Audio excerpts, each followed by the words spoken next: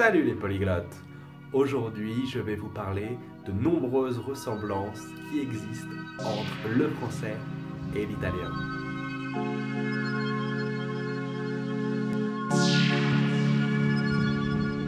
Tout d'abord, ce sont deux langues latines, c'est-à-dire qu'elles ont la même origine commune, le latin donc, qui vient de Rome, de l'Empire romain, l'espagnol, le catalan, le portugais, le roumain.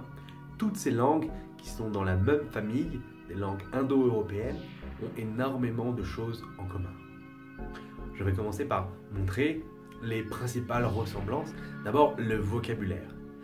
En italien et en français, il y a beaucoup de vocabulaire commun, de vrais amis, c'est-à-dire des mots qui se ressemblent et qui ont le même sens.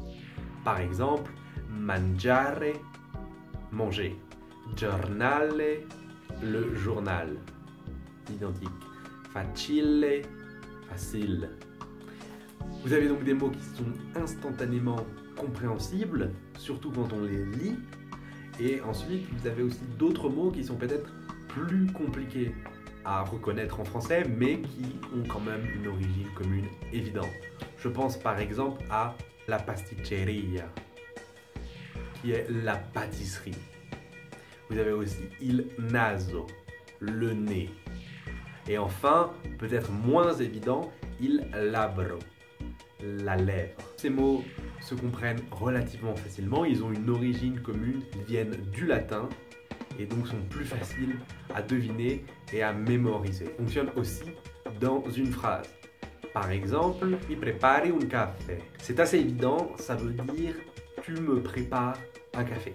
Donc si vous lisez une phrase en italien, vous pouvez assez rapidement la comprendre. Eh, tu veux ton café?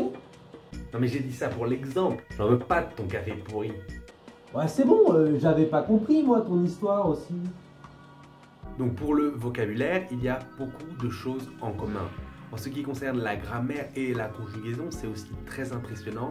Il y a beaucoup de points communs, tous les temps verbaux sont identiques et ont à peu près la même utilisation. Par exemple, le passé composé, il a parlé anglais. Lui a parlato inglese.